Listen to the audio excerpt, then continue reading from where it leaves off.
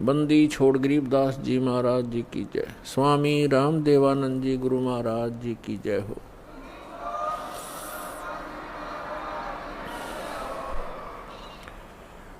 गरीब नमो नमो सतपुरुष को नमस्कार। गुरु की नहीं सुर नर मुनि जन साधुआं संतों सर्वसदी नहीं।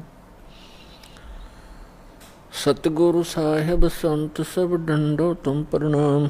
आगे पीछे मत हुए तिनको जा कुर्बान। नराकार निर्विषम काल जाल भयभंजनम निर्लेपम निज निर्गुणम अकलनो बेसुंदनम। सोहम सुरति समाप्तम सकल समाना निरतलय उज्ज्वल हिरंबर हरदम अम्बे परवा अथाहे वार पार नहीं मध्यतम। गरीब जो सुमर सिद्ध होई गणनायक गलताना करो अनुग्रह सोई पारस पद परवाना। आदि गणेश मनाऊं गणनायक देवन देवा चरण कमल लाऊं आद्यंत करूं सेवा। परम शक्ति संगीतम हृदय सिद्धिदाता सोई अवगत गुण अतीतम सत्य पुरुष निर्मोही। जगदम्बा जगदीशम मंगल रूप मुरारी तन मन अर्पों शीसम भक्ति मुक्ति भंडारी। सुर नर मुनि जन ध्यावे ब्रह्मा विष्णु महेशा शेष शेष मुख गावे पूज्य आदि गणेशा। इंद्र कुबेर सरीखा वरुण धर्म राय ध्यावे समर्थ जीवन जी का मन इच्छा फल पावे। 33 कोटि अधारा दावे सेंस 88 उतरे बहुत जल पारा कट है यम की फांसी। 33 कोटि अधारा दावे सेंस 88 उतरे बहुत जल पारा कट है यम की फांसी।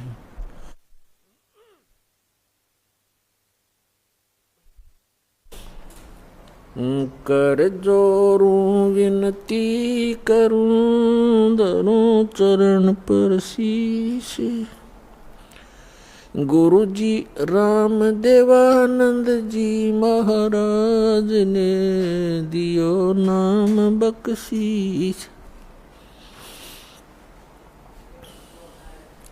कोटि कोटि सिजदा करूं कोटि कोटि प्रणाम। चरण कमल में राखियो मैं बांदी जाम गुलाम। कुत्ता हूँ गुरुदेव का रामपाल दास का नाम। गले प्रेम की जेवड़ी जाखें चोहा जाऊं मैं। तो करो तो बावड़ू दूर दूर करो तो जाऊं। जो राखो त्यों ही रहूं जो देवो सो खाऊं। जय इब कै सतगुरु मिले सब दुख आँखों रोए।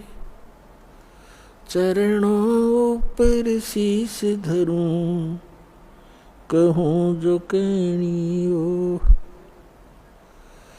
कबीर साईं मिलेंगे पूछेंगे कुशलोत। आदि अंत की सब कहूँ अपने दिल की बात। गुरु जी तुम ना भूलियो चाहे लाख लोग मिल जाएं। हमसे तुमको बहुत है तुम जैसे हमको नहीं। तुमरे विसारे क्या बने मैं किसकी शरण में जाऊं। शिव ब्रंच मुनि नारदा तिनके हृदय ना समाऊं। अवगुण किए तो बहुत किए करते न मनी हारे, बावे बंदा बख्श दियो, बावे गर्दन तोर। अब गुण मेरे बाप जी बख्शो गरीब नवाज, जो मैं पूत कुपूत हूँ, बोहड़े पिता को लाजी। मैं अपराधी जन्म का, नख सिक भरे विकार, तुम दाता दुख भंजना, मेरी करो सुमर। सूरत करो मम साइया, हम हैं भव जल माही, आप ही बह जाओगे जो तुम न पकड़ोगे बाँ।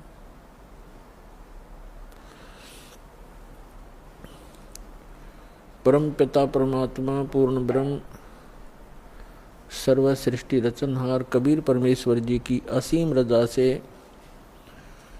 आप सभी पुण्यात्माएं सत्संग सुन रहे हैं।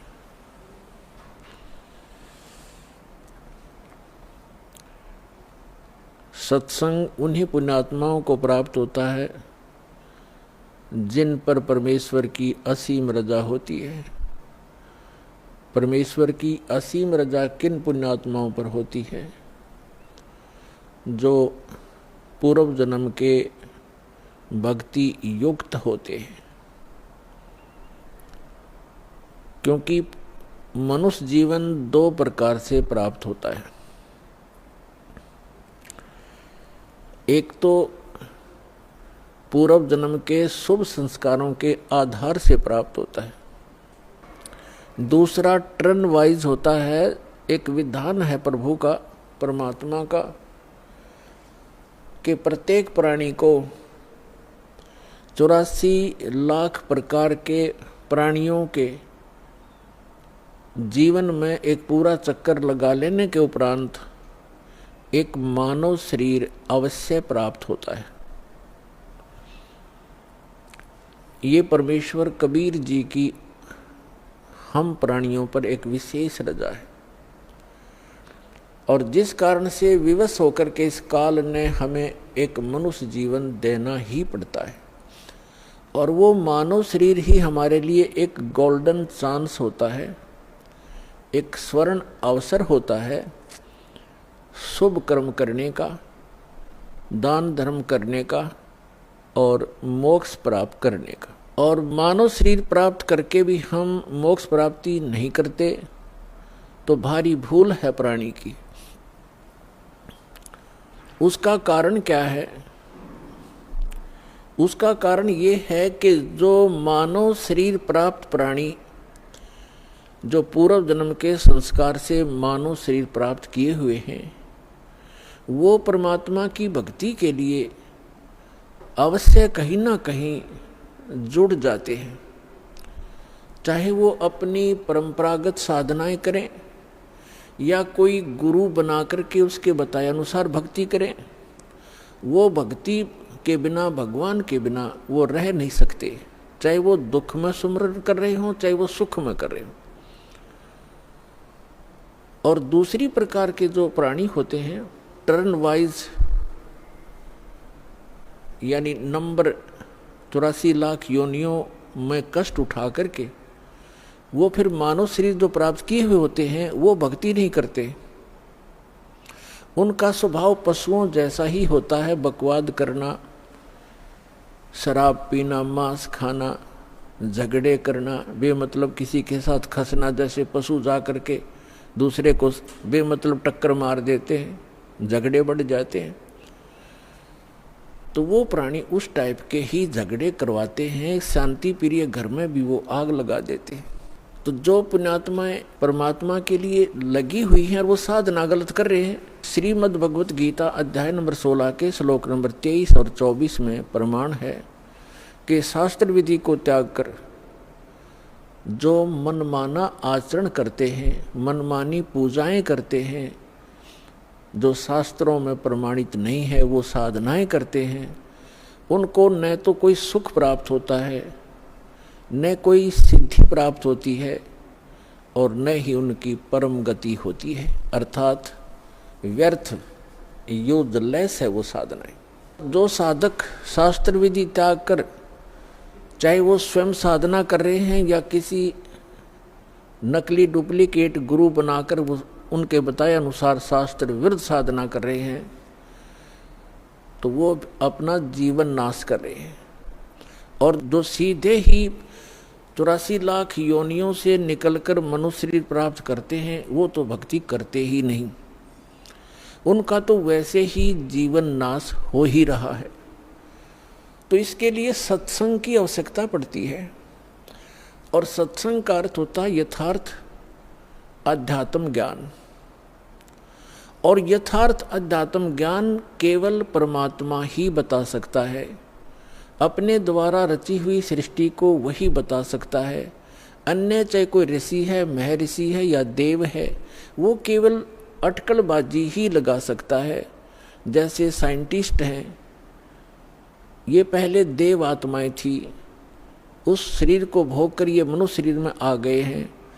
अब ये जो ट्राई कर रहे हैं, ये केवल अटकलबाजी ही लगा सकते हैं, परमात्मा के विधान को ये जान नहीं सकते।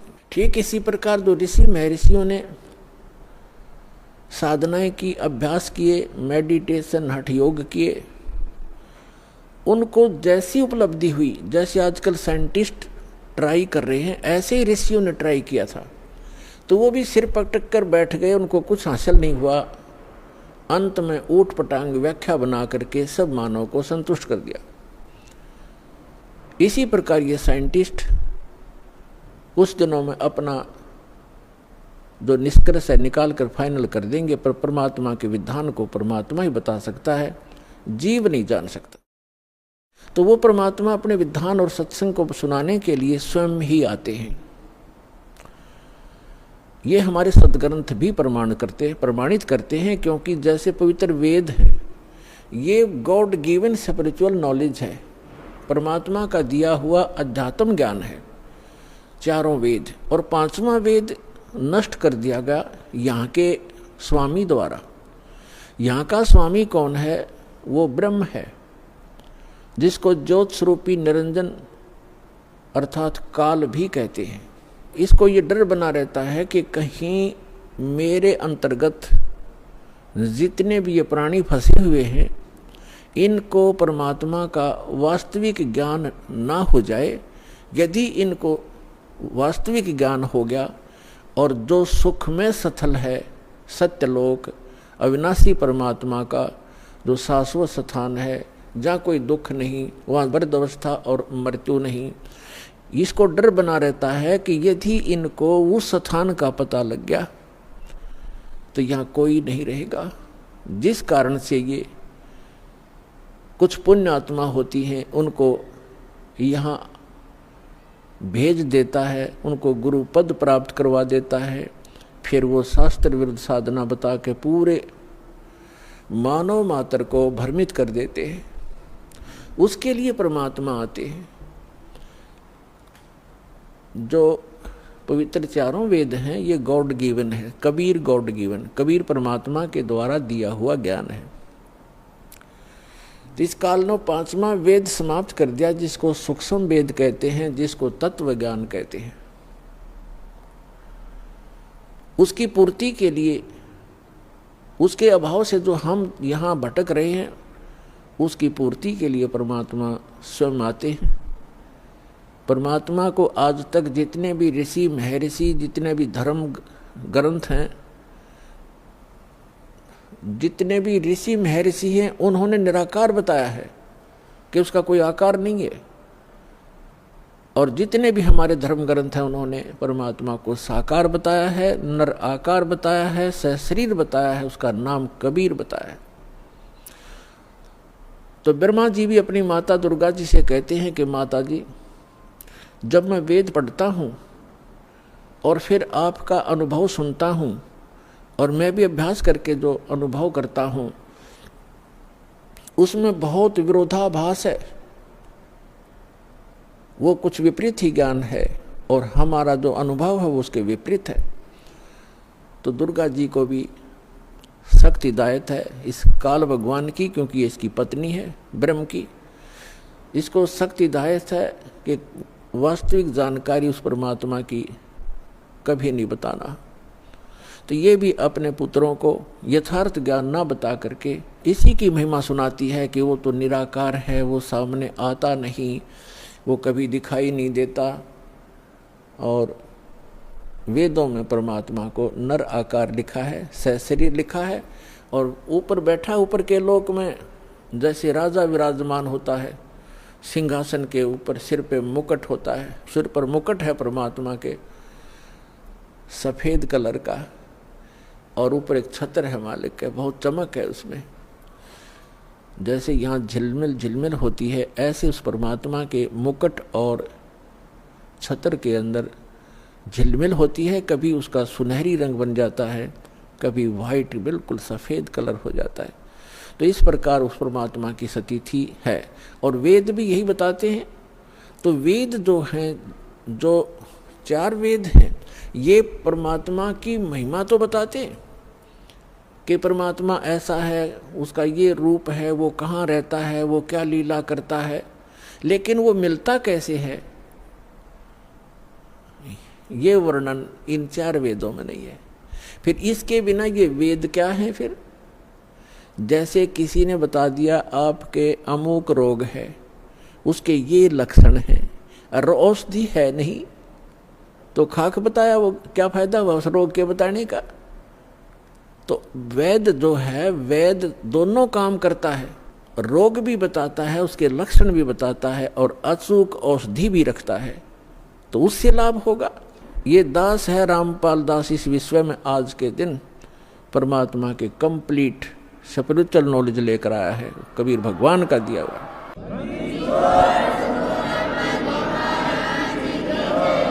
और परमात्मा स्वयं आते हैं, वो ज्ञान देते हैं। जैसे ऋग्वेद मंडल नंबर 9 सूक्त नंबर 86 के 86 के मंत्र 26 और 27 में, ऋग्वेद मंडल नंबर 9 सूक्त 54 के मंत्र 3 में, ऋग्वेद मंडल नंबर 9 सूक्त 82 के 82 के मंत्र नंबर 1, 2, 3 में, ऋग्वेद मंडल नंबर 9 सूक्त 94 के मंत्र 1 में, ऋग्वेद मंडल नंबर 9 सूक्त 95 के मंत्र 2 में, ऋग्वेद मंडल नंबर 9 और सूक्त 20 मंत्र 1 में, ऋग्वेद मंडल नंबर 9 सूक्त 1 मंत्र 8 और 9 में, ऋग्वेद मंडल नंबर 9 सूक्त 96 यानी 96 के मंत्र 16 से लेकर 20 में, और भी अनेक स्थानों पर ये स्पष्ट किया हुआ वेदों में कि वो परमात्मा ऊपर के लोकों में रहता है,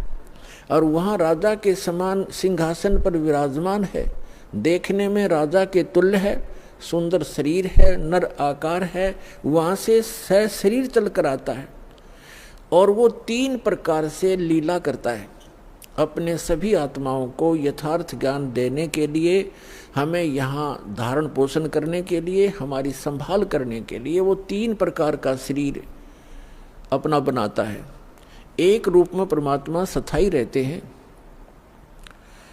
ऊपर के लोक में, सबसे ऊपर के स्थान पर एक बहुत बड़ा गुम्बद है मंदिर नुमा, और उसके सेंटर में परमात्मा का तख्त है। तख्त मीन सिंहासन, जैसे कहा करते ना दिल्ली के तख्त पर बाबर बैठा इतने सन में, तख्त मीन सिंहासन पर। तो वो बीच में बैठे परमात्मा सिंहासन पर, और सिर पर छत्र है जैसे आप ऊपर देख रहे हैं, और सिर पे मुकुट है परमात्मा के, देखने में राजा के समान है परमात्मा। वहाँ से तो एक प्रकार वहाँ उस शरीर में है, और उन परमात्मा का नर आकार है, मनुष्य सदृश है वो। उनके एक रोम में, एक रोम कहते हैं बाल में, एक रोमकूप समझो, एक रोमकूप में करोड़ों सूर्य मिला दे और करोड़ चंद्रमा की रोशनी, दोनों मिला करके मिली जुली रोशनी भी एक रोम के बराबर नहीं है। शोभा है परमात्मा के शरीर की, इतनी शोभा है। और वही परमात्मा अपना अन्य रूप धारण करके दो और स्थिति मेंटेन करता है। एक तो प्रत्येक युग में, सतयुग, त्रेता, द्वापर और कलयुग में, प्रत्येक युग में एक लीला करता है, ऊपर के अपने लोक से आता है, अन्य रूप धारण करता है। और एक कमल के फूल के ऊपर, कमल का फूल जल में होता है, कमल के फूल के ऊपर आकर के परमात्मा विराजमान हो जाते हैं नवजात शिशु के रूप में। और वहां से उनको निसंतान दंपति उठा ले जाते हैं और धीरे धीरे परमात्मा एक लीला में शरीर से अपने लीला करते हुए बड़े होते हैं। एक जन साधारण जैसी भूमिका करते हैं, अपने हाथों से निर्वाह करके वक्त अनुसार, योग अनुसार जैसे भी उस समय क्रियाएं होती हैं, अपना एक आम नागरिक की तरह, एक भक्त की तरह रहते हुए अपना जीवन व्यापन करते हैं, अपना निर्वाह करके दिखाते हैं। और फिर वो धीरे धीरे बालक रूप थोड़ा सा बड़े होते हैं, 5-4 वर्ष की आयु में ही बड़े बड़े विद्वानों को अध्यात्म ज्ञान में पराजित कर देते हैं, उनके छक्के छुड़ा देते हैं। फिर वो बड़े होकर के तत्वदर्शी संत कहलाते हैं, अपनी महिमा आप ही बताते हैं।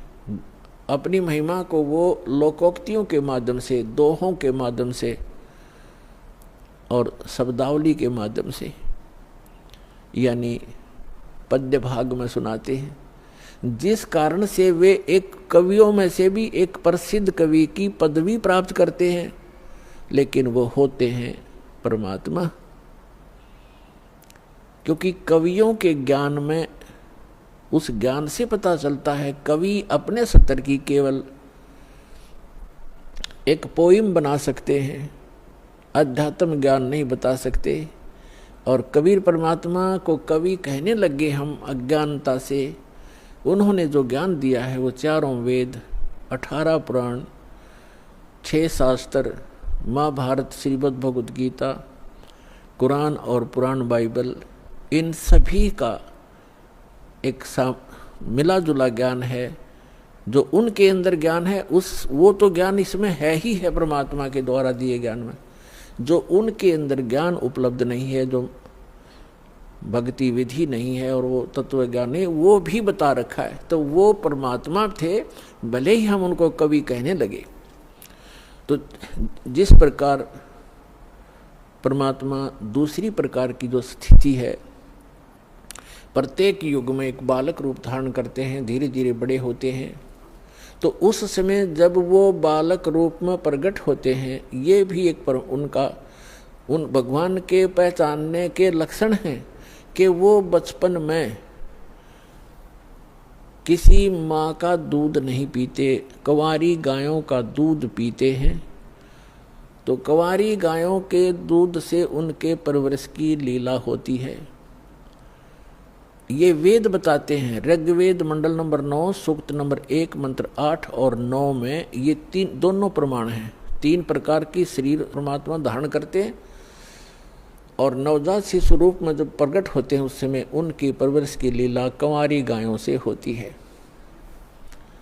और परमात्मा कबीर जी ने 600 वर्ष पहले जब वो आए थे, ये लीला की थी। उन्होंने यही लीला की थी। 25 दिन के हो गए थे, कुछ आहार किया नहीं, माता पिता चिंतित हो गए। तब भगवान शिव आए शिवपुरी से, कबीर परमात्मा के आदेश से। क्योंकि यहाँ के जैसे एक प्रांत के मंत्री होते हैं,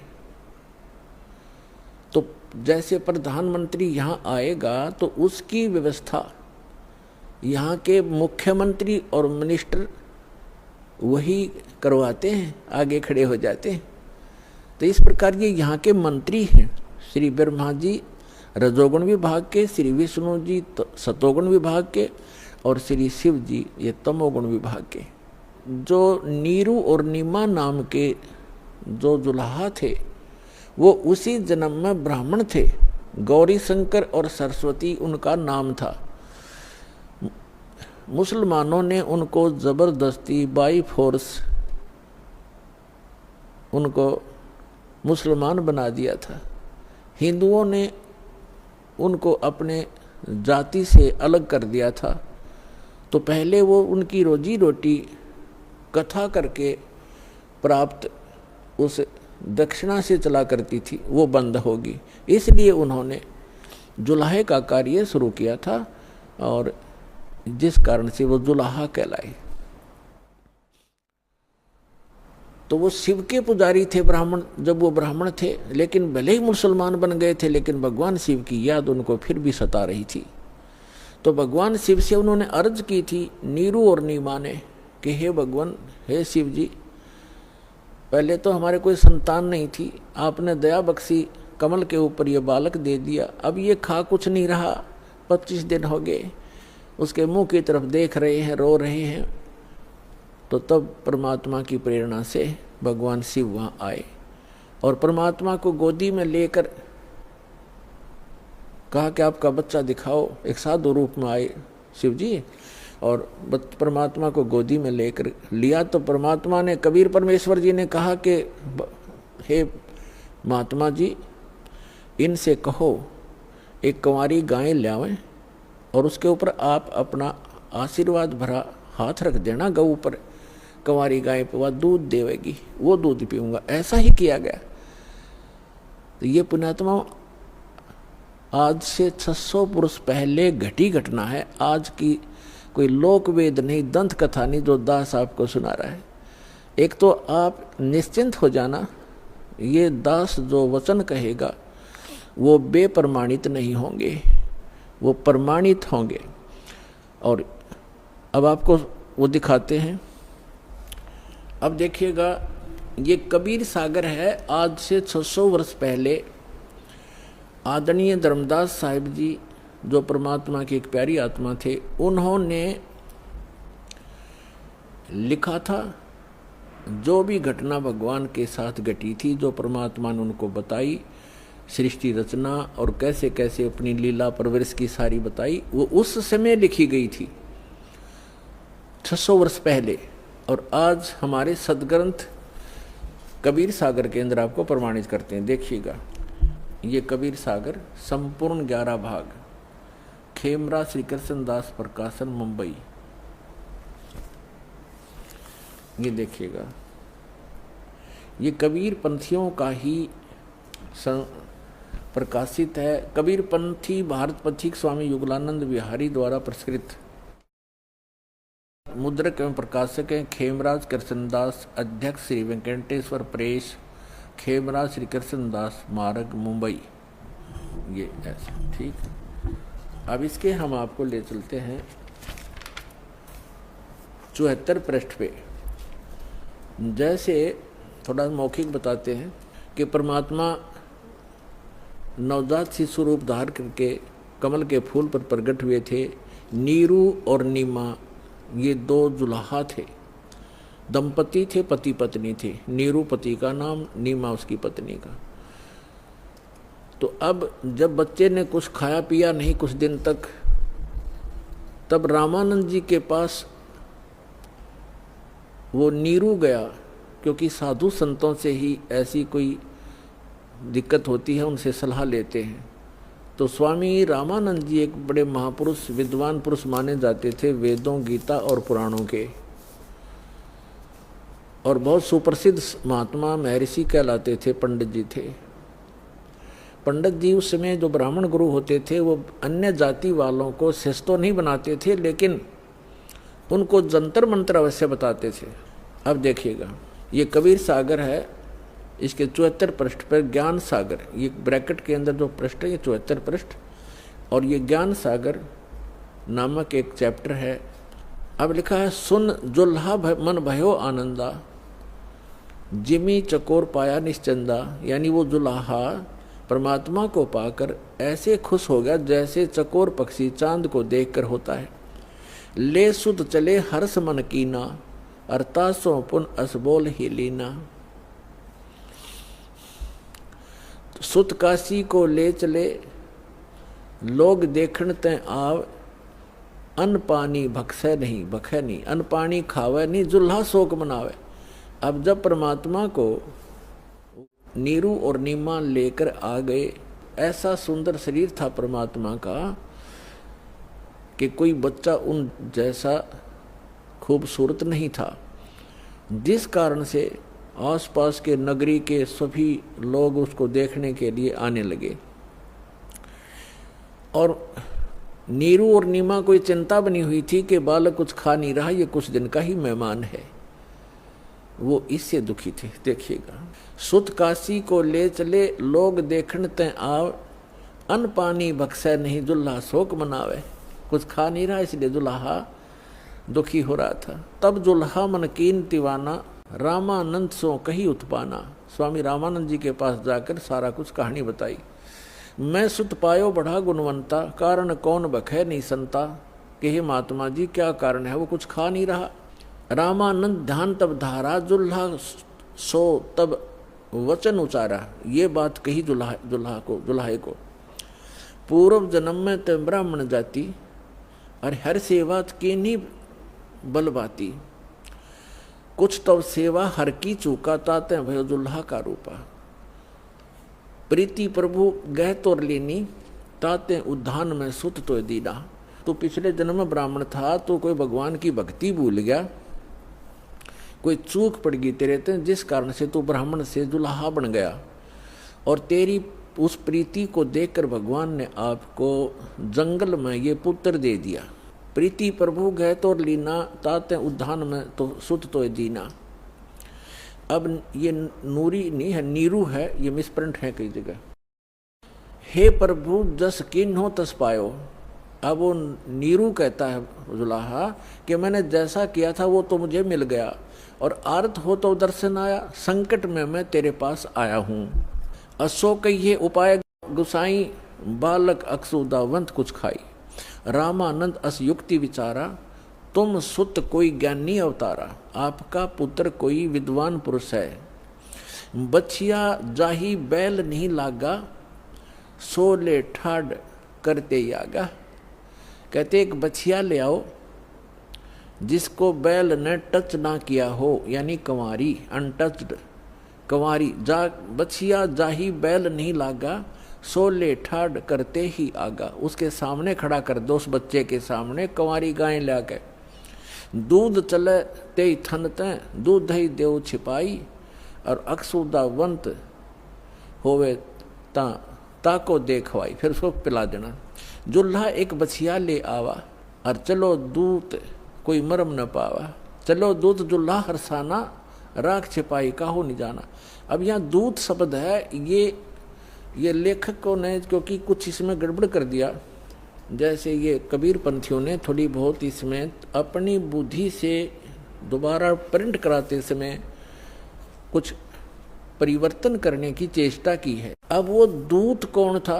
गरीबदास साहिब जी गांव छुड़ाने जिला झज्जर वाले को वही परमेश्वर पुनः आकर के मिले। अब जैसे दास बता रहा है कि 3 प्रकार की स्थिति से वो परमात्मा हमारी सबकी संभाल करता अपने बच्चों की। और वही ऋग्वेद मंडल नंबर 9 सूक्त 1 मंत्र 8 में प्रमाणित है कि वो परमात्मा 3 प्रकार से के शरीर धारण करता है हम सबका धारण पोषण करने के लिए, हमें संभालने के लिए।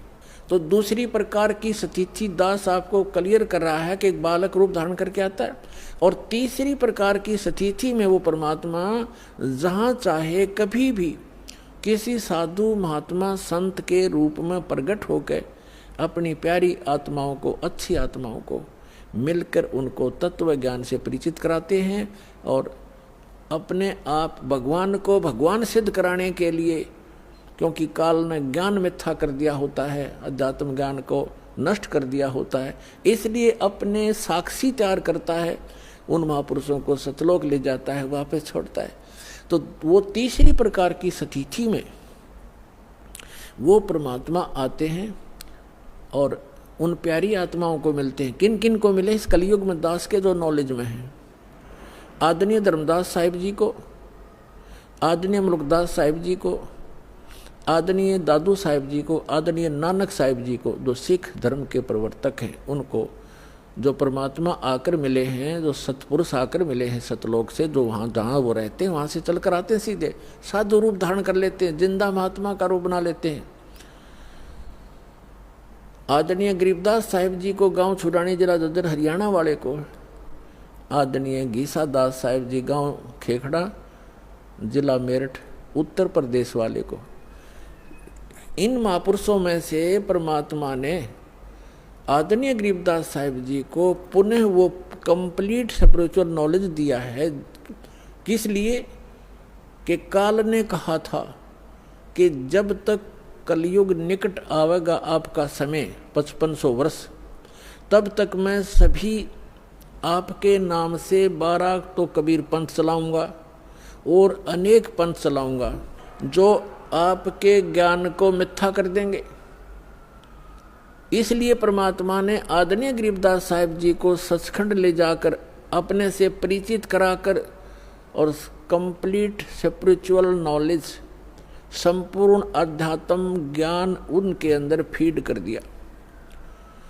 उस पुण्यात्मा ने गरीबदास साहिब जी ने अपने मुख कमल से बोल बोल के वो लिखवाया। उसमें लिखा है कि शिव उतरे शिवपुरी से अवगत बदन विनोद,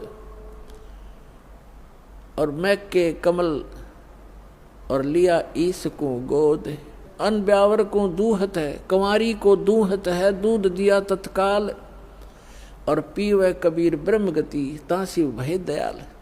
यानी शिव जी आए थे शिवलोक से एक साधु रूप बना के, और तब उन्होंने उस कंवारी गाय की कमर पर हाथ रखा था। परमेश्वर के आदेशानुसार नवजात शिशु रूप में परमात्मा उनके गोदी में थे, और तब वो दूध निकलना शुरू हुआ था कंवारी गाय के। उसके थनों से एक कोरा बर्तन लाया गया था कुम्हार के तय साफ, उसमें वो दूध आया था। वो सतलोक से आता है कंवारी गायों में दूध परमात्मा का, उसके अपने निज लोक से आता है। कहता है इस नकली लोक से क्या खाऊं मैं, ये आप पे भिखारी बने फिरें। तो सतलोक से आता था उस परम पिता का दूध, गौ जो सब पशुओं में पवित्र है, तो वो दूध परमात्मा पिया करते थे। तो वो दूध आया, फिर वो दूध चला गया, यानी वो महात्मा चले गए परमात्मा के, 3 लोक के भगवान और एक साधु संत रूप में आए थे, वो चले गए। तो ये बाकी वर्णन वो है, ये मिसगाइडेड पता नहीं। तो यहाँ पर इन्होंने रामानंद जी से जोड़ दिया। साधु संतों के पास अवश्य जाते हैं महापुरुष, दुखी व्यक्ति जाते महापुरुषों के पास। उन्होंने जो जंतर मंत्र बताया वो बताया कि तेरा पुत्र जो है ये आम व्यक्ति, आम बच्चा नहीं है, ये कोई महाविद्वान पुरुष है, और जो भी जैसा बाकी वास्तविकता जो दास आपको बता रहा है ये सत्य है। फिर भी हमने इस पॉइंट को समझना है कि जो वेद बताते हैं, जो वेद बताते हैं वो लीला की किसने है? जो वेदों में वर्णित लीला जिसने की ही इज गॉड। जो वेदों में लिखे हैं लक्षण भगवान के और जिसने ये लीला की है ही इज गॉड, वो है परमात्मा। तो ये लीला किसने की? अब तो आपको दिखा रहे हैं कबीर सागर से, और फिर आपको दिखाएंगे वेदों से। वेदों में यही लिखा है, तो आसानी से समझ में आ जाएगा, पहचान लेंगे हम अपने परम पिता को जो हमारे लिए भटक रहे हैं, हमें खोज रहे हैं, हमें सद्बुद्धि देना चाहते हैं। हम इस काल के झूठे सुख को सुखी, इसी को सुख मानकर यहीं की व्यवस्था मांगते रहते हैं। ये हो जावे, कार हो जावे, कोठी बन जावे, और सब कुछ हो गया, एकदम मृत्यु होगी फिर गधा बन जावे, या के काम आई आपके कोठियाँ। परमात्मा से मांगो, क्या बताते हैं भगवान? परमात्मा हमें मांगना सिखाते हैं कि मुझसे ये मांगो, साईं इतना दीजिए जिसमें कुटुंब समावे, हम भी भूखे ना रहें, कोई अतिथि ना भूखा जावे। इतना मांगो भगवान से, ज़्यादा मत मांगो। ज़्यादा तो ये आपके दलदल बन जाएगी, आपको ये फंसा कर रख देगा। और आपकी जामे कुटुंब समावे का अर्थ है रिक्वायरमेंट ऑफ द फैमिली। हमारे परिवार को जो आवश्यक वस्तु हो परमात्मा वो उपलब्ध कराना, तो उसमें सारा कुछ आ गया। शेष क्या बचा? मकान भी देगा, आजकल जो कलयुग है इसमें गाड़ी चाहिए, गाड़ी भी देगा भगवान। अब इतना ही मांगो, जामे कुटुंब समावे और हम भी भूखे ना रहे। बस अब जब अकाल गिरा करते थे, कहते हैं दिल्ली के बादशाह अपना राज त्याग कर भिक्षा मांगने के लिए फल पत्ते तोड़ तोड़ कर खाते थे। रोटी मिल जाती है टाइम पर, फिर उसके बाद बकवाद सोचता है ये मन, बड़ी कोठी बनाऊं, बड़ी कार लूं, हैं, और बैंक बैलेंस बना दूं। बैंक बैलेंस बनाना था भक्ति का और धर्म का, वो हम भूल गए। तो उसको बताने के लिए परमात्मा थे। जो प्रकरण चल रहा है उस पर चलते। अब इसमें ये सिद्ध हो गया कि कबीर परमात्मा जब बालक रूप में आए, उनके शिशु रूप में प्रगट परमात्मा की परवरिश की लीला कंवारी गायों से हुई। ये तो प्रमाण होया कबीर सागर में। ये कोई आज का लिखा हुआ नहीं है। 600 वर्ष पहले जो परमात्मा आए थे उसी समय आदरणीय धर्मदास साहिब जी का लिखा हुआ है और कबीर पंथियों के द्वारा सुरक्षित है। अब हम आपको दिखाते हैं वेद क्या बताते हैं परमात्मा के विषय में, वो कैसी लीला करता है। यदि वेदों का अनुवाद ये दास करता, वही करना था जो इन चंद श्लोकों में उन लोगों ने किया है जो भगवान को निराकार मानते हैं। उनकी फाइनल है ये, उनका किनका? आर्य समाज वालों का, महर्षि दानंद और उनके चेलों का। ये फाइनल फैसला है कि भगवान निराकार है, उसका कोई शरीर नहीं है, उसका कोई बॉडी नहीं है। और वेद भी उन्हीं के द्वारा अनुवादित हैं। ये चंद श्लोकों में परमात्मा ने उनकी दुर्बुद्धि पर पत्थर डाल दिए और एज इट इज अनुवाद करवा दिया जो वेद का होना चाहिए था। थोड़ा बहुत उन्होंने गड़बड़ी की है, वो आप बुद्धिमान समाज आसानी से समझ सकता है। परमात्मा के द्वारा दिए गए तत्व ज्ञान से उसको आसानी से समझ सकते। तो देख कमाल की बात है, आपके ऊपर रहम है दाता का कि उन्हीं के द्वारा अनुवादित में ये स्पष्ट है कि परमात्मा मनुष्य दृश्य है, वहाँ से चल कर आता है और वो एक पुण्य आत्माओं को मिलता है, अच्छी आत्माओं को मिलता है। और किस लिए मिलता है? उनको उपदेश देता है, उनको तत्व ज्ञान सुनाता है। और वो क्या लीला करता है ये देखिएगा। अब ये आर्य प्रतिनिधि सभा यानी महर्षि दानंद के चेलों द्वारा अनुवादित है, जो भगवान को निराकार मानते हैं। लेकिन वास्तव में वेदों में परमात्मा नर आकार है। नर माने मनुष्य जैसा, सशरीर है। उसका नाम कबीर है और सतलोक से चल कर आता है। वहाँ जहाँ वो रहता है निज स्थान पर, सब भुवनों प्रिय, सब भुवनों के ऊपर के स्थान पर तिष्ठति, वहाँ बैठा है भगवान। राजा के समान देखने में है, वहाँ से चल कर आता है। 3 प्रकार से लीला करता है। जब द्वितीय प्रकार की लीला करता है, वो एक शिशु रूप धारण करके कमल के फूल के ऊपर, जल के ऊपर विराजमान होता है, जिस कारण से वो परमात्मा नारायण कहलाता है। नारायण का अर्थ होता है जल के ऊपर आके निवास करने वाला, आकर विराजमान होने वाला। और हम विष्णु जी को नारायण मान रहे थे, ये शेषनाग के ऊपर सोया करता, इसलिए नहीं। वो परमात्मा सतलोक से आता है, प्रत्येक बार यही लीला करता है और जल के ऊपर आकर विराजमान कमल के फूल पर होता है, इसलिए नारायण कहलाता है। तो वो नारायण है। और सत्यनारायण, सत्यनारायण का अर्थ होता है अविनाशी परमात्मा। सत्य माने अविनाशी, हम सत साहेब कहते हैं उसको, अविनाशी परमात्मा। तो अविनाशी परमात्मा कबीर जी हैं, श्री ब्रह्मा, श्री विष्णु, श्री शिव जी, ये नासवान परमात्मा हैं, भगवान हैं, स्वामी हैं, प्रभु हैं। इनकी जन्म मृत्यु होती है। और इसका प्रमाण है श्री देवी भागवत यानी देवी महापुराण, गीता प्रेस गोरखपुर से प्रकाशित, सचित्र मोटा टाइप, 3रा स्कंद 123 पृष्ठ पर। भगवान विष्णु स्वयं कहते हैं अपनी माता से कि तुम शुद्ध स्वरूपा हो और ये सारा संसार तुम इसे उद्भासित हो रहा है। मैं ब्रह्मा और शंकर, विष्णु जी कह रहे, आपकी कृपा से विद्यमान है। हमारा आविर्भाव माने जन्म और तिरोभाव माने मृत्यु हुआ करता है, हम अविनाशी नहीं है। और शंकर भगवान कहते हैं, हे माता, ब्रह्मा जी का जन्म आपसे हुआ तो क्या मैं तमोगुण लीला करने वाला शंकर आपका पुत्र नहीं हुआ? अर्थात मेरी भी आप ही जनक हैं, मैं आपका पुत्र हूँ और हम केवल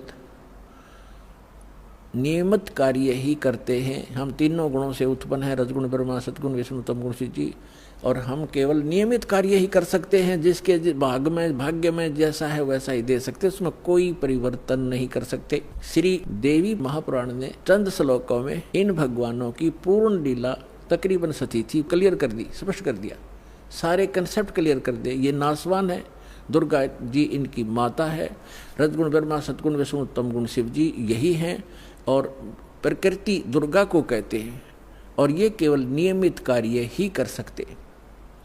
तो जो नारायण है वो परमात्मा है, वास्तव में कबीर साहब है जो ऐसी लीला करता है। अब वेदों में दिखाते हैं आपको कि जब वो परमात्मा आता है शिशु रूप धारण करके, उस समय उनके परवरिश की लीला कुंवारी गायों के द्वारा होती है। ये देखो, अब हम वेद पढ़ रहे हैं, आपको दिखा रहे हैं, ये वेद हैं, अभी आपको दिखाया था, अब और देख फिर पुनः दिखाते हैं। ये कहाँ से प्रकाशित है? सर्वदेशी कार्य प्रतिनिधि सभा, महर्षि दानंद भवन, रामलीला मैदान, नई दिल्ली से। और ये इसके अनुवादक और ये मुद्रक Prince Offset Printers 1510 Pataudi House, Daryaganj, Nai Delhi से। और अब हम आपको ऋग्वेद मंडल नंबर 9 का और सूक्त नंबर 1 दिखाते हैं। ये देखिएगा, ऋग्वेद भाष्यम अथ नवम मंडल, 9वां मंडल प्रारंभ होता है। इसका ये प्रथम मंत्र है। इसमें क्या लिखा है कि हे सोम स्वभाव परमात्मन, यानी परमात्मा की महिमा चल रही है। सोम माने परमात्मा, सोम, ये भी ध्यान रखना, अभी आगे चल के आपको ये हेल्प करेगा इस ज्ञान को समझने में। ये 1 नंबर मंत्र, मंडल नंबर 9 सूक्त नंबर 1 का अब मंत्र नंबर हम दूसरा पढ़ रहे हैं। इसमें है हे परमात्मन आप, है ना, परमात्मा की महिमा चल रही है, ये ध्यान रखना। अब तीसरे मंत्र में हे परमात्मन, चौथे मंत्र में हे परमात्मन आप, है ना, महिमा भगवान की, और 5वें मंत्र में हे परमात्मन आप, यानी परमात्मा की महिमा चल रही है। अब छठे मंत्र में मंडल नंबर 9 सूक्त 1 मंत्र 6, हे परमात्मन, है परमात्मा की महिमा। और अब यहाँ 7वें और 8वें में इनका याद आ गया महर्षि के चेल्यां के। अब यदि हम यहाँ परमात्मा लिख देंगे, आगे परमात्मा को की महिमा है कि वो बालक रूप धारण करके आता है, 3 प्रकार के शरीर धारण करता है, तो जनता के समझ में ना आ जावे कि भगवान नर आकार है। तो यहाँ इन्होंने परमात्मा ना लिख के पुरुष लिख दिया। ये देखिएगा, ऋग्वेद मंडल नंबर 9 सूक्त 1 और मंत्र नंबर 7। इसमें 6 तक तो उस हे परमात्मा लिखते आ रहे हैं, 6 तक तो। अब 7वें में इनकी बुद्धि फिर थोड़ी सी उकस गई, यहाँ लिख दिया तम उस पुरुष को, उस पुरुष लिख दिया, भगवान नहीं लिखा। अच्छा, यहाँ तीसरा फिर उस पुरुष को। अब ये पुरुष और कंसेप्ट क्लियर करना पड़ेगा, पुरुष माने परमात्मा होता है। अब देखो, महर्षि दानंद के द्वारा ज्ञान दिया गया है कि परमात्मा निराकार है, और जिसको माना है आर्य समाज के व्यक्तियों ने, और पूरा विश्व ही माने बैठा है कि भगवान निराकार है। अब महर्षि दानंद को हम छोड़ देंगे, क्योंकि हमने वेदों से प्रमाणित करना है कि वेद क्या कहते हैं। यजुर्वेद उन्हीं के द्वारा अनुवाद है, महर्षि दानंद के द्वारा। यजुर्वेद अध्याय नंबर 40 के मंत्र नंबर 15 और 17 में ये कंसेप्ट कति क्लियर हो जाएगा। जैसे वेद ज्ञान परमात्मा ने दिया, उस पूर्ण परमात्मा ने इसके अंतःकरण में फीड कर दिया। उस मालिक ने जो इसमें लिखना था वो लिख दिया, ताकि हम आसानी से समझ सकें। जिसने आगे वेदों को फिर बताया है, दिया है, समझाया है, उसमें लिखा है कि वेद ज्ञान दाता ये कहता है। अब वेद ज्ञान दाता, अब ये यहाँ काल माना जाएगा ब्रह्म, क्योंकि इसने आगे प्रदान किए हैं और इसको भगवान उस परम पिता ने दिए हैं, इसलिए ये गॉड गिवन है। और आगे जो इसने दिया है वो इस ब्रह्म के द्वारा दिए गए, इसलिए ये ब्रह्म गिवन भी कहे जाते हैं, गीता और ये दोनों वेद।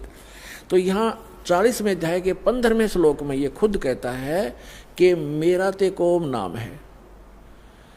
और 97 में भी यही स्पष्ट करता है कि मेरा तेक ओम नाम है, और वो परमात्मा गुप्त है, वो पुरुष माने परमात्मा पूर्ण ब्रह्म ऊपर रहता है, वो गुप्त है। ये देखना, यजुर्वेद उठा लिया, ऋग्वेद रख दिया, और महर्षि दानव सरस्वती ये वही है सार्वदेशिक कार्य प्रतिनिधि सभा, महर्षि 2/5 महर्षि दानव भवन, रामलीला मैदान, नई दिल्ली से। यजुर्वेद आर्य भाष्य है, महर्षि दानव सरस्वती। मुद्रक है Prince officer printers 1510 Pataudi House Daryaganj, Nai Delhi से। ये यहाँ से छपा है। यजुर्वेद का अंतिम अध्याय है 40वां। इसमें टोटल 40 अध्याय है, 40 ओनली। और इसमें 40वें अध्याय में 17 मंत्र हैं, और इसमें पूरे यजुर्वेद का लगभग निष्कर्ष है। अब देखो, ये यजुर्वेद अध्याय नंबर 44 40वां अध्याय है। 40वें अध्याय का ये 15वें मंत्र में वेद ज्ञान दाता कहता है कि वायु अनिलम अमृतम अथिदम भस्मांतम शरीरम ओम करतो समर किलबे समर करतुम समर। ओम नाम का जाप काम करते करते सिमरण करो। कलबे माने कलबलाहट के साथ, कसक के साथ एक स्मरण करो, और कर्तुम माने अपना मूल कर्तव्य जानकर मनुष्य जीवन का ओम नाम का सिमरण करो। ये तो ब्रह्म तक की साधना है। और वायु अनिलम अमृतम अथिदम भस्मांतम शरीरम, यानी जब आपके प्राण समाप्त होंगे उस समय इस ओम नाम के जाप से जितना अमृतम अमृतो यानी आपको जितनी गति होनी है वो मिलेगी।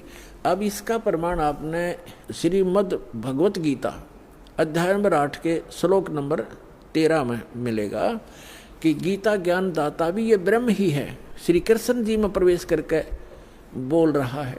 ये कह रहा है कि ओम इति एकाक्षरम ब्रह्म व्यवहारण माम अनुस्मरण यह प्रयाति तजन देहम स याति परमाम गतिम।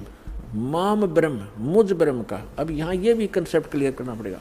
पुण्यात्माओं, आज तक ये लोक वेद दंत कथा सुनते सुनते हम बहरे हो गए और हम ढीठ हो गए, उस ज्ञान को कति कंप्लीट मान बैठे। जो हमने सुना वो फाइनल है, और सभी भ्रमित है, कोई स्थिर नहीं है। किसी को भी कोई कुछ कह देता वो भी हाँ ठीक ऐसा भी है, ऐसा भी है, क्योंकि हम स्वयं अपने सदग्रंथों से परिचित नहीं। और दास का उद्देश्य है कि आपको अपने ही सदग्रंथों से परिचित करा के इनका मास्टर बना दूं, ताकि आप भ्रमित ना हो। जैसे श्रीमद् भगवत गीता अध्याय नंबर 2 के श्लोक नंबर 53 में कहा कि अर्जुन, जब भिन्न भिन्न प्रकार के भ्रमित करने वाले वचनों से ज्ञान से आपकी बुद्धि हटकर एक परमात्म ज्ञान पर स्थिर हो जाएगी, उस परमात्मा के ज्ञान पर स्थिर हो जाएगी, तब तू योग को प्राप्त होगा, तब तो तू भगत बनेगा, यानी भक्ति योग्य होगा। तो जब तक आप भ्रमित हैं, कोई कुछ कह देता वो भी ठीक, वो कहता वो भी ठीक, तो तब तक आप भक्त नहीं बन सकते, आप सफल नहीं हो सकते।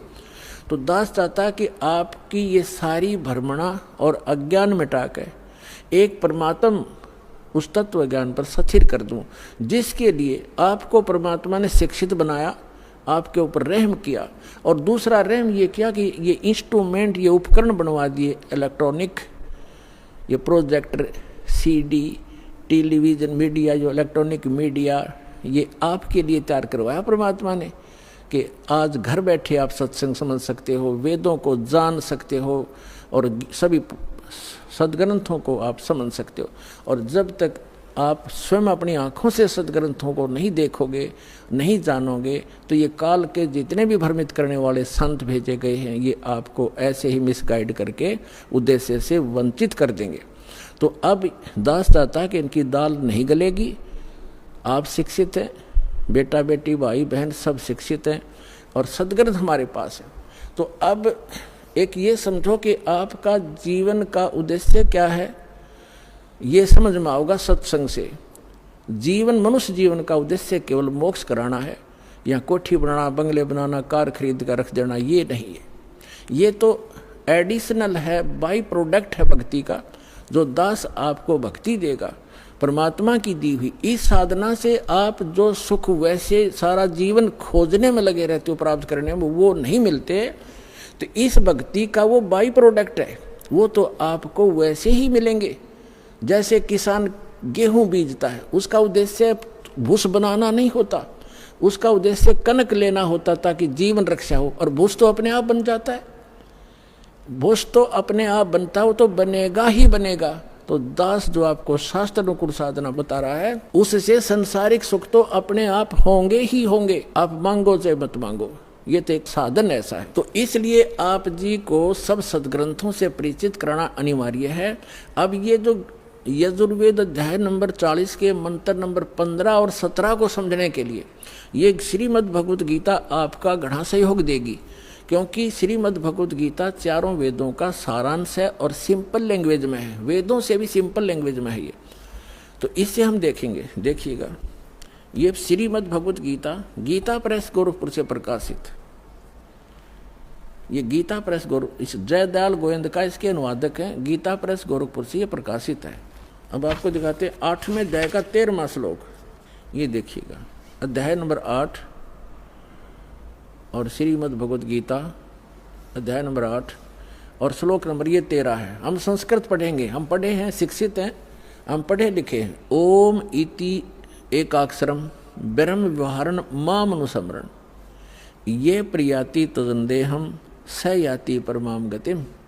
13वां, इसका अर्थ है कि माम ब्रह्म, जो गीता ज्ञान दाता श्री कृष्ण में बोल रहे हैं, माम ब्रह्म, मुझ ब्रह्म का, ओम इति एक अक्षर, ये ओम एक अक्षर है, नथिंग एल्स, और व्यवहारण अनुसमरण उच्चारण करके सिमरण करता हुआ, ये प्रियाति तदंदेहम, सांस यानी शरीर छोड़कर जाते समय भस्मांतम शरीरम, वेद में यजुर्वेद अध्याय नंबर 40 के मंत्र नंबर 15 में भस्मांतम शरीर लिखा है, और इसमें लिखा है ये प्रियाति तदंदेहम स याति परमाम गतिम, ओम से मिलने वाली जो परम गति है वो इस तरह प्राप्त होगी, मुझ ब्रह्म का, माम ब्रह्म, मुझ ब्रह्म का, ओम इति एक अक्षरम, ये ओम एक अक्षर है, सुमन करता हुआ, उच्चारण करके सुमन करता हुआ, ये प्रियाति तदंदेहम, जो शरीर छोड़कर जाता, स याति परमाम गतिम, वो परम गति को प्राप्त होता, ओम से मिलने वाली परम गति। ओम से मिलने वाली कौन सी परम गति है? ब्रह्मलोक प्राप्त होता है, क्योंकि ये ब्रह्म का सिमरन है, मंत्र है। और 8वें अध्याय के 16वें श्लोक में गीता जी में लिखा है कि ब्रह्मलोक में गए हुए प्राणी भी पुनर्जन्म मृत्यु में आते हैं, वो भी पूर्ण मोक्ष प्राप्ति नहीं करते। लेकिन ये कंसेप्ट जो आज इतना ही क्लियर करना था कि ये ओम मंत्र ये ब्रह्म का है, और गीता ज्ञानदाता 8वें अध्याय के 1 में अर्जुन ने प्रश्न किया कि आपने जो 7वें अध्याय के 29वें श्लोक में जिस तत्ब्रह्म की जानकारी दी है, वो तत्ब्रह्म कौन है कि जिसको जानकर प्राणी केवल जरा और मरण से यानी बुढ़ापे के दुख और मृत्यु से छूटने का ही प्रयत्न करते हैं। तो वो किम तत्ब्रह्म, जिसको जानने के बाद प्राणी यहाँ की किसी वस्तु की इच्छा नहीं करता। गीता ज्ञानदाता ने 8वें अध्याय के 3रे श्लोक में कहा कि वो परम अक्षर ब्रह्म है, वो तो परम अक्षर ब्रह्म है, यानी गीता ज्ञानदाता से अन्य वो सुप्रीम पावर है।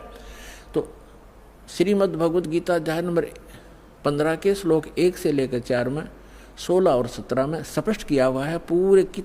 इन पूरे ब्रह्मांड की एक स्थिति बताई है कि उल्टा लटका हुआ संसार रूपी वृक्ष है, ऊपर को जो जड़ है वो तो पूर्ण परमात्मा है, सबका धारण पोषण करने वाला वो परम अक्षर ब्रह्म है। और जमीन से जो बाहर दिखाई देता है वो तना, वो जड़ तो प्रोक्ष है, गुप्त है, हिडन है, छुपी हुई है, और बाहर जो दिखाई देता है वो वृक्ष कहलाता है। तो परमात्मा ने खुद आकर अपनी वाणी में बोला है, अक्षर पुरुष एक पेड़ है, और सरपुरुष यानी ज्योति निरंजन वाकी डार, और तीनों देवा शाखा हैं, ये पात रूप संसार। और पेड़ जो जड़ है वो गुप्त है, तो जो जमीन से बाहर दिखाई देता तना उसको अक्षर पुरुष समझो, आगे उसके एक मोटी डार निकलती है उसको सरपुरुष समझो, उसके 3 शाखाएं हैं, रजगुण ब्रह्मा सतगुण विष्णु तमगुण शिव जी रूपी, ये शाखाएं समझो, और पात रूप हम सब संसार समझो। तो वृक्ष का पालन कहाँ से होता है? मूल से, जड़ से। तो श्रीमद् भगवत गीता अध्याय नंबर 1 से लेकर 4 और 16 और 17 मंत्र में ये स्पष्ट किया गया है कि तत्वदर्शी संत की पहचान भी बताई है कि तत्वदर्शी संत वो होगा जो इस उल्टे लटके हुए संसार रूपी वृक्ष के सभी विभागों को भिन्न भिन्न बता देगा। ये पहले तो परमात्मा आए थे, तत्वदर्शी संत की भूमिका भी वही करके जाते हैं, इसलिए वो एक प्रसिद्ध कवि भी कहलाते हैं। लोकोक्तियों के माध्यम से, कविताओं के माध्यम से ज्ञान सुनाते हैं।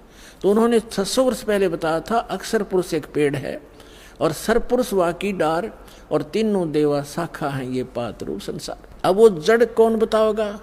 जड़ तो उन्होंने गुप्त छोड़ दी, इस दास को भेजा कि वो जड़ कौन है। वो कबीर साहब है, वो परम अक्षर ब्रह्म है, वो मूल। तो 15वें अध्याय के गीता जी के 1 से 4 का अर्थ है कि हे गीता ज्ञानदाता कहता है कि अर्जुन, तत्वदर्शी संत की यह पहचान होगी कि उस संसार रूपी वृक्ष के सभी पार्ट्स को, सभी विभागों को, तना, डार, पत्ते, जड़ कौन है, तो जो बताता है सवेदवित वो तत्वदर्शी संत है। उसके पश्चात तत्वदर्शी संत की प्राप्ति के पश्चात परमेश्वर के उस परम पद की खोज करनी चाहिए जहां जाने के बाद साधक लौटकर कभी संसार में नहीं आते। और जिस परमेश्वर ने सारे ब्रह्मांडों की रचना की, और केवल उसकी भक्ति करना, मेरी भी नहीं करना। यदि पूर्ण मोक्ष चाहता है, जहां जाने के बाद फिर लौट कर नहीं आते, वहां जाना चाहता है। और फिर 15वें अध्याय के 16 और 17 में बताया है कि 3 पुरुष हैं, सरपुरुष और अक्षर पुरुष। सरपुरुष तो ये ज्योति निरंजन काल है, अक्षर पुरुष उसका तना समझो जो 7 संग ब्रह्मांड का स्वामी है, और सरपुरुष केवल 21 ब्रह्मांड का स्वामी है। और उसके 3 शाखा हैं जो वृक्ष के, वो रजगुण ब्रह्मा, सतगुण विष्णु, तमगुण शिव जी रूपी समझो। और फिर बताया है 15वें अध्याय के 17वें श्लोक में कि उत्तम पुरुष है तू अन्य परमात्मा इति उदाहरते। उत्तम पुरुष तो कोई और है, जिसको भगवान कहते हैं, परमात्मा कहते हैं, वही तीनों लोकों में प्रवेश करके सबका धारण पोषण करता है। अवय ईश्वर है, वो अविनाशी परमेश्वर है, सबका धारण पोषण वही करता है। जैसे मूल से, जड़ से पूरे पेड़ की, वृक्ष की पोषण होता है, परवरिश होती है। तो यहाँ ये स्पष्ट किया। और कई आपको भ्रमित कर देंगे कि गीता अध्याय नंबर 15 के श्लोक नंबर 18 में गीता ज्ञानदाता कहता है कि मैं लोक वेद में पुरुषोत्तम प्रसिद्ध हूँ। तो पुण्यात्माओं, वहाँ ये क्या कहता है कि मेरे अंतर्गत जितने भी प्राणी हैं 21 ब्रह्मांड में, इनसे मैं श्रेष्ठ हूँ, इनसे मजबूत हूँ, इनसे बलवान हूँ, ताकतवर हूँ, बुद्धिमान हूँ। इसलिए लोक वेद में इस दंत कथा के आधार से मैं पुरुषोत्तम प्रसिद्ध हूँ। आई एम नॉट पुरुषोत्तम, क्योंकि उसने तो 15वें अध्याय के 17वें श्लोक में स्पष्ट कर दिया कि पुरुषोत्तम तो कोई और है, उत्तम पुरुष है तू अन्य परमात्मा इति उदाहरते। तो कहने का भाव ये है पुण्यात्माओं, एक तो 2 परमात्मा से दोगे। गीता अध्याय नंबर 18 के श्लोक नंबर 62 में और 66 में गीता ज्ञानदाता स्वयं कहता कि अर्जुन, तू सर्वभाव से उस परमेश्वर की शरण में जा, उस परमेश्वर की कृपा से ही तू परम शांति को और सनातन परम धाम को प्राप्त होगा। यानी परम शांति चाहिए और शाश्वत स्थान जहाँ जाने के बाद फिर लौटकर कभी संसार में नहीं आते, वो चाहिए। तो उस परमेश्वर की शरण में जा, यानी गीता ज्ञानदाता से अन्य है। और फिर उसके विषय में बताया कि 4 अध्याय के 32 और 34 मंत्र में स्पष्ट किया है कि वो परमात्मा अपने मुख कमल से आके एक ज्ञान देता है, वो तत्व ज्ञान है। उसके मुख कमल से बोली गई वाणी में, सच्चिदानंद घन ब्रह्म की वाणी में, वो यज्ञों की जानकारी यानी धार्मिक अनुष्ठानों की जानकारी विस्तार से कही गई है। वो तत्व ज्ञान है। उस तत्व ज्ञान को तो तत्वदर्शी संतों से पूछ, मैं नहीं जानता। यदि जानता होता गीता ज्ञानदाता तो एक अध्याय और बना देता। इसलिए उसने कह दिया है कि तत्वदर्शी संतों से पूछो। फिर बताया है कि तत्वदर्शी संत की प्राप्ति के उपरांत 15वें अध्याय के 4 श्लोक में परमेश्वर के उस परम पद की खोज करनी चाहिए जहां जाने के बाद साधक फिर लौटकर संसार में कभी नहीं आते। 17वें अध्याय के 23वें श्लोक में उस परमेश्वर को पाने की, शाश्वत स्थान को पाने की, उस परम धाम को पाने की विधि बताई है। ओम तत् सत इति निर्देश ब्रह्मण त्रिविध समर्थ है। उस सच्चिदानंद घन ब्रह्म के पाने का इस 3 मंत्र के जाप का निर्देश है, फाइनल फैसला है, नथिंग एल्स। तो गीता ज्ञानदाता ने अपना नाम तो ओम स्पष्ट कर ही दिया, तत् और सत ये सांकेतिक हैं, ये तत्वदर्शी संत के लिए छोड़ दिए। तो वो तत्वदर्शी संत ये रामपाल दास सतलोक आश्रम बरवाला जिला हिसार में है। इसके पास वो कंप्लीट कोर्स है। तत् और सत ये सांकेतिक हैं। तत् ये सरपुरुष का मंत्र है, ये अन्य मंत्र है, तत् नहीं है, अन्य मंत्र है। और सत ये परम अक्षर ब्रह्म का मंत्र है, जाप है, वो अन्य मंत्र है। उसको सार शब्द भी कहते हैं, सार नाम भी कहते हैं, आदि नाम भी कहते हैं। तो ये कंप्लीट कोर्स है उस परमेश्वर के पाने का। और वो कंप्लीट कोर्स उस तत्व ज्ञान के अंदर है जो परमात्मा ने स्वयं आकर बोला है। उसमें कंप्लीट ज्ञान है, कंप्लीट कोर्स है। प्रथम मंत्र सतनाम, फिर सार नाम, इससे मोक्ष होगा। वो साधना इन वेदों में नहीं है। वेदों में परमात्मा की महिमा है। परमात्मा कबीर जी ने 600 वर्ष पहले अपनी अमृतवाणी में तत्व ज्ञान में कहा था कि वेद मेरा भेद है, मैं ना मिलूं वेदन के माही, और जौन वेद से मैं मिलूं। ये वेद जानते नहीं, ये चारों वेद मेरी महिमा का गुणगान करते, लेकिन इन वेदों में वर्णित विधि से मेरी प्राप्ति नहीं हो सकती। और जिस ज्ञान से, जिस वेद से, उस तत्व वेद से मैं मिलूं, वो ज्ञान इन वेदों में नहीं। ये वेद जानते नहीं। वेद मेरा भेद है, मैं ना मिलूं वेदन के माही, और जौन वेद से मैं मिलूं। ये वेद जानते नहीं। उसको बताने के लिए स्वयं परमात्मा आते। तो हमारा जो प्रसंग